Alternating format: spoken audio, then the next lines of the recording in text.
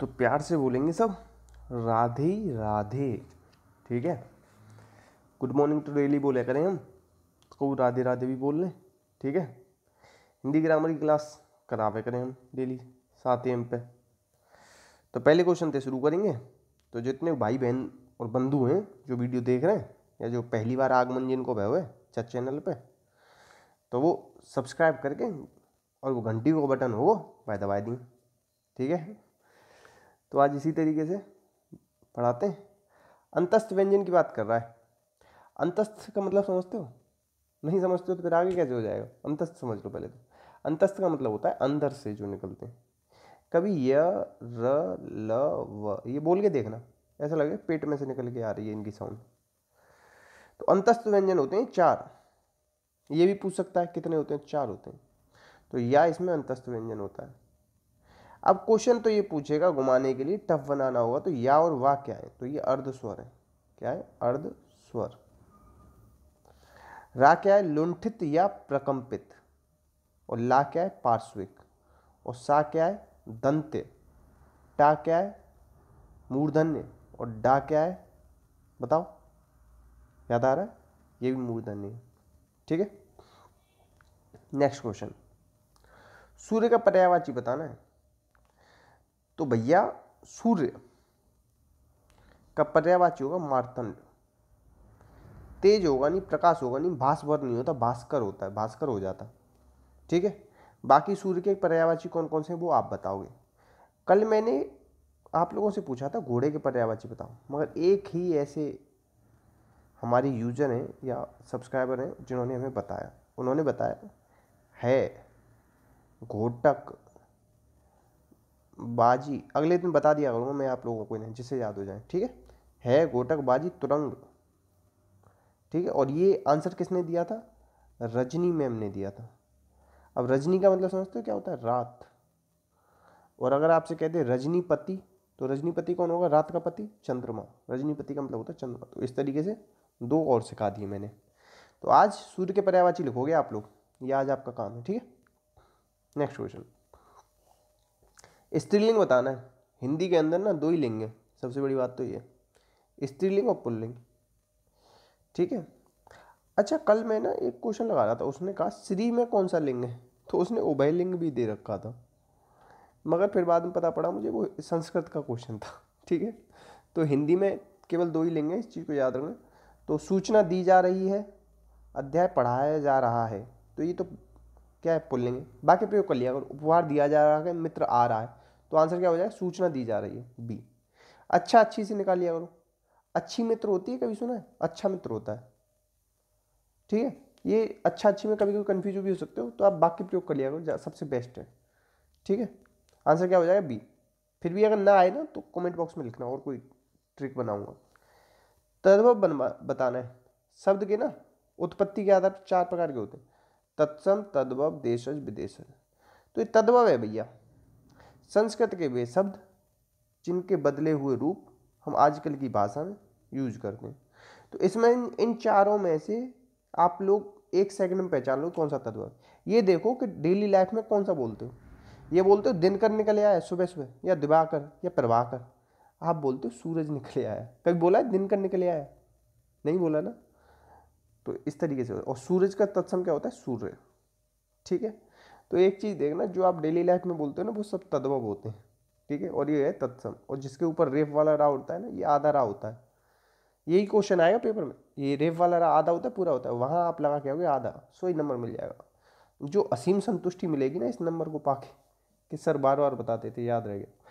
तो सूरज का क्या होगा? सूर्य। तत्सम हो जाएगा ये। ठीक है, इस चीज को याद रखना, आंसर हो जाएगा डी। ओके, सूरज के वो लिखने के लिए क्या आता है पर्यायवाची? 4 तो यही दिख गए, और ढूंढ लेना। अंशुमाली भी है कि नहीं वो बताना आप। ठीक है, शुद्ध वाक्य बताना है।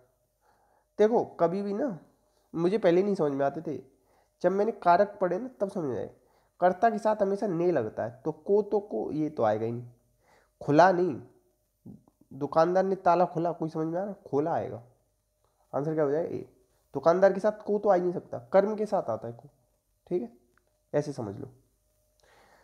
शुद्ध वाक्य बताना है। उसने मुझे पास आने के लिए कहा, उसने मुझसे पास आने को कहा, उसने मेरे पास आने के लिए कहा, तो इसका ये हो जाएगा ए।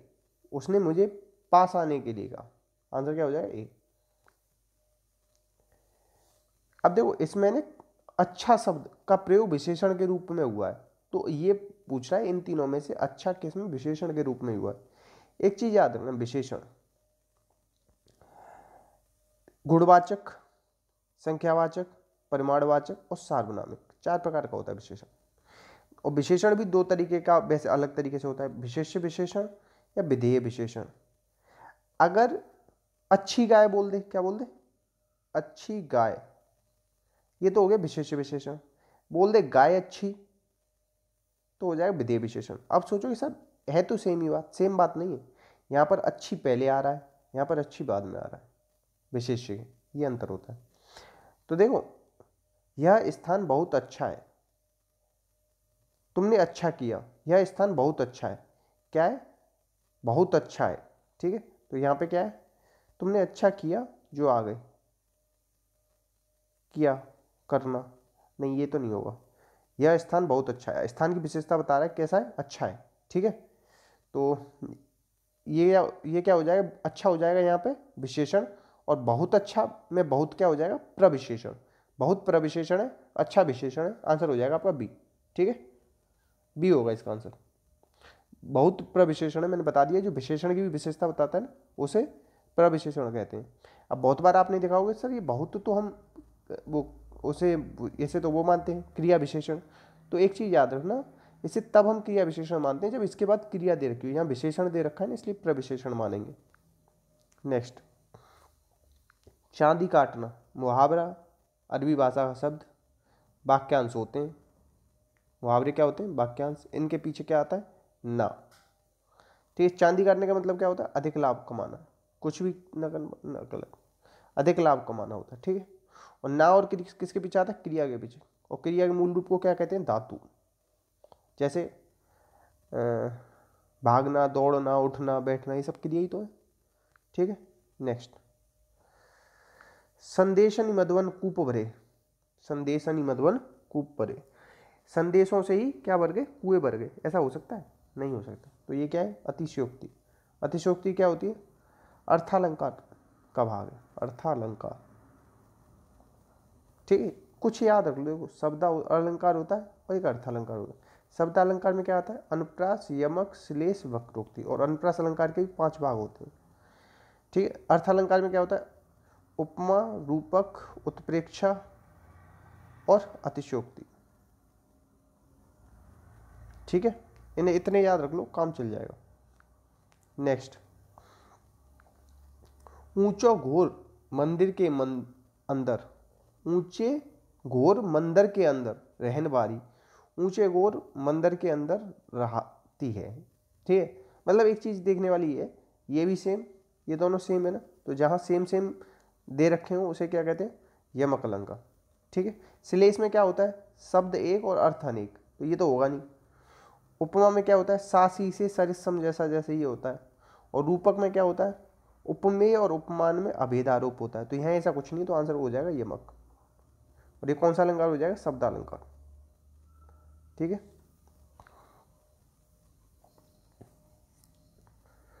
देखो हिंदी वाक्य रसों की कुल संख्या क्या है, हिंदी काव्य में, हिंदी काव्य में रसों की कुल संख्या है 9। अगर क्वेश्चन को थोड़ा सा घुमाना होगा ना, तो कहेगा भरत मुनि के अनुसार, मुनि के अनुसार हिंदी काव्य में रसों की कुल संख्या क्या है, तो आंसर बदल जाएगा, फिर हो जाएगा 8।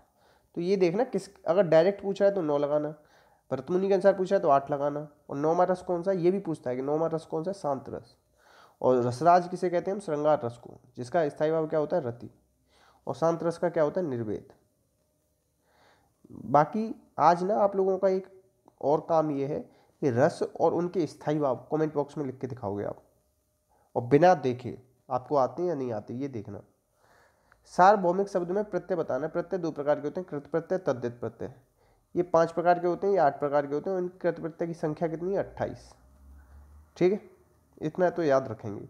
प्रत्यय कहाँ लगते हैं, आपके पीछे लगते हैं, शब्द के अंत में लगते हैं, इस तरीके से भी पूछता है। सार्वभौम धन इक, ठीक है, कौन सा प्रत्यय इसमें? इक, याद रखेंगे। इतने ही क्वेश्चन थे, बाकी प्लीज शेयर कर देना। और अच्छा एक लाइन सुनाता हूँ, पता है जिसको दुनिया में कोई ना बदल पाए ना, मतलब जिसको दुनिया में कोई नहीं बदल पाता ना, उसको वक्त बदल देता है। तो ऐसी नौबत ना आए कि वक्त हमें बदले, उससे पहले ही हमें बदल जाना चाहिए, पढ़ने पे ध्यान देना चाहिए अच्छे से।